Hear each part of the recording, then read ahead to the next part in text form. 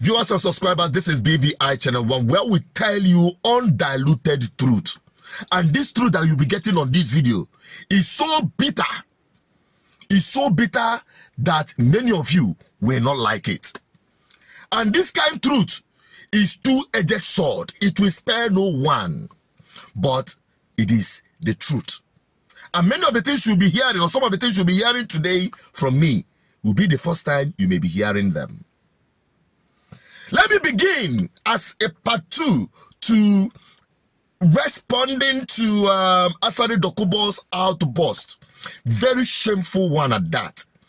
Claiming that if all things being equal, as it were, that he would have been selling Igbos as slaves like his forefathers did. Igbos, I don't know them. I don't know where they come from. Because I know that if not for British intervention, I would still be selling them the way my father sold them. Since after that video and the outburst, the fight between Nnamdi Kanu's people and Asari Dokubo had continued to, become so messy and smelly. And I want to begin with this, taking you from the historical perspective. Asari Dokubo, as you see, is an Igbo man. Asari Dokubo is my personal friend. Man, I am on a detention. Asari Dokubo wonya abam. Aha nna ya we di abale. Aha Asari wo uzo de mma. Masha Hari wonya ocho ogwa. Aha ya we beneme. Bricks wo kolie. Alabo Grand Douglas wo koma. And David West wo suawo. They are all Igbos. It was the war and the way the war ended. They were bound to deny their Igbo-ness because it was the only thing to be alive. He so hated himself to this point that I asked myself, what went wrong? This is what went wrong. In case you don't know, when the Nigerian military invaded Nnamdi Kanu's house, before the day they invaded his house, Nnamdi Kanu and his family has already been taken away. That is the truth. They weren't abducted by the Nigerian security forces, as it was widely speculated and said. I have refused to say this since it began for a known reason. But today, I have to say it. And who was behind the lifting of Nnamdi Kanu and taking him to a secured place? How he managed to escape and appeared in Israel and subsequently back to the United Kingdom. The man behind it is Asari Dokubo. That is the truth. The training of IPOB boys under this roof, we know that. It is not a secret. Because Asari Dokubo have already attested to that, which we know it is the truth. And those involved knows what I'm saying is the truth. But many of you don't know. They were so close. Asari Dokubo declared himself as a Biafran. He put his chest out for Nnamdi Kanu. You talk for destruction, they say they don't want. You talk this one, they don't want. They give their children an appointment for inland railway. They give you. Chico Concord, they give you. Igwe, they give you. I tell you, not enough appointment, they give you. They take people for Central Bank, they give you. They give their children, they give you. They don't put people for 9 pieces, they give you. Fool. You don't get sense. Nnamdi Kanu might be a problem. Look. There is a time. Every traitor will be paid in a millionfold for his treachery against his own people. Every traitor. Nnamdi Kanu should not be a problem. Nnamdi Kanu is in the struggle. It's in the struggle for liberation of his people. First of all, for liberation of himself and liberation of his people. And people have chosen to follow him. If you are not following him, just keep quiet and go and do your own. Nnamdi Kanu is on a cause that will bring salvation, independence, freedom, and dignity back to our people. If you don't agree with him, just keep quiet. If you are not in support of Biafra, you are the traitor. You are a traitor. You are a traitor. And the people, the generation that are coming, they will tell you if you are alive. They will spit on your face. They will urinate and defecate on their grave for betraying them. You come to talk, you are afraid. You are lily-livered. You are a coward. You don't want to stand up and fight. You want to remain where you are. I will not remain with you. Biafran army, the military of Biafra, will be the core foundation of the Biafran people. Our military, they said, if you want peace, prepare for war. The only solution, the only guarantee for our future, the future of my children, the future of their children, the future of generation unborn is Biafra. But I asked, what went wrong?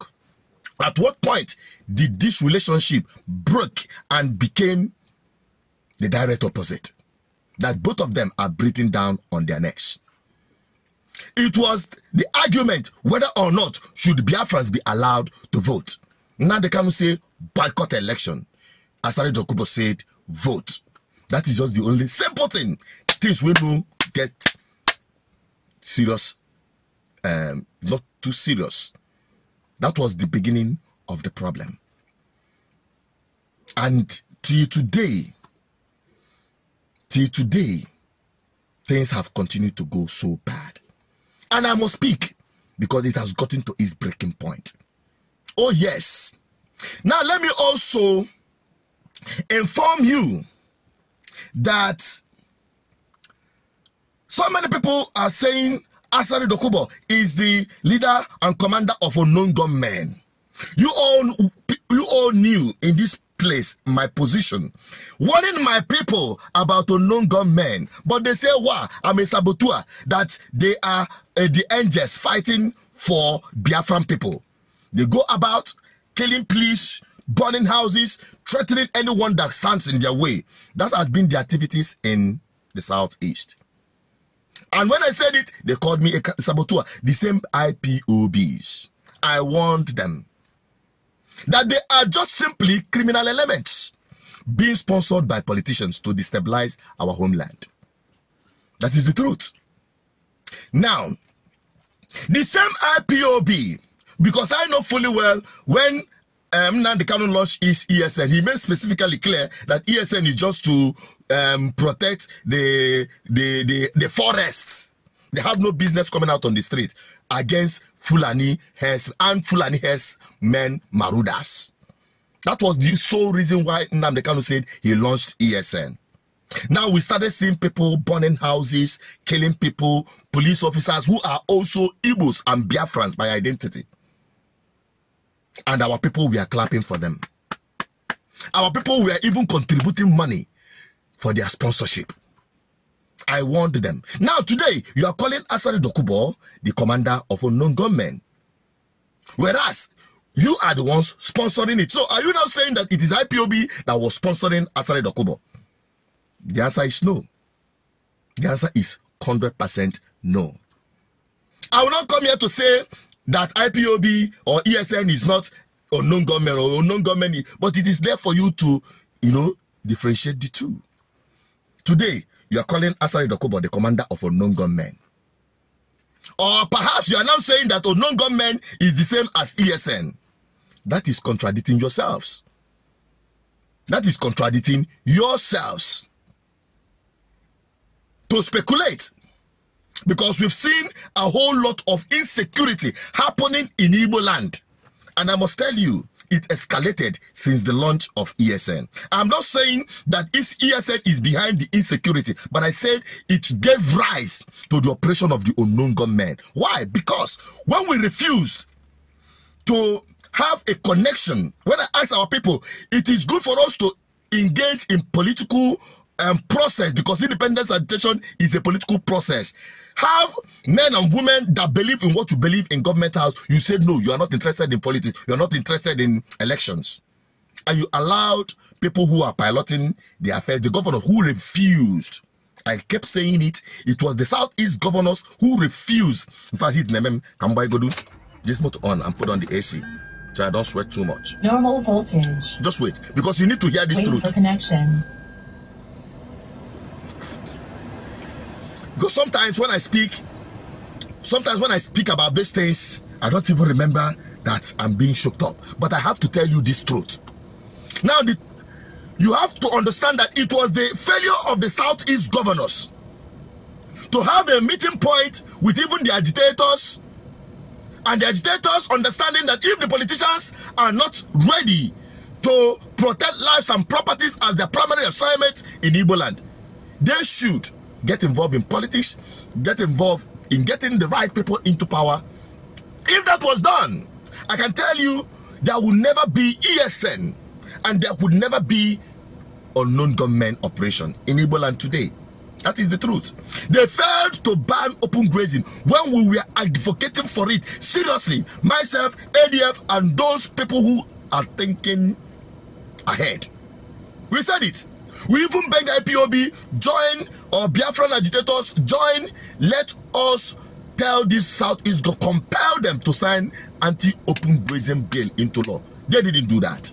They never did that until everything went sour, went south. Yes.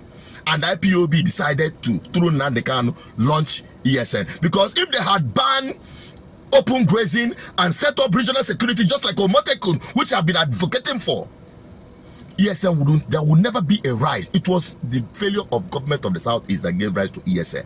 And the operation of ESN bettered the operation of unknown gunmen. And today we are in chaos. Today Igbo land is in desolate. Insecurity had become the order of the day. Many people who sponsored this madness could not even come back to Igbo land. And that is the truth. But nothing will happen to me because I speak nothing but the truth. And I speak on behalf of our ancestors that had gone before us, and many millions of our people that have died for the sake of our homeland, Biafra. That is the truth. So when we are looking at the madness of Asari Dokubo, because I call it madness, his outburst against his very own, because of political disagreement, or a disagreement in political view and opinion between him and Nnamdi Kanu, now descended into this madness. I question his integrity. His integrity is in big question. Yes, people say you have hosted him. Yes, he was once the toast of the Biafran people, and a brave man. You can't take it away from him. That man is brave. That man is brave. You cannot take it away from him. He is a fighter. You cannot take it away from him. I'm not a fighter. I can only speak. Nnamdi Kanu is a motivator. He's a leader. Nobody can take that away from him. But we must understand the capacity and the role God has given to us in our collective effort to free ourselves from an unworkable society called Nigeria.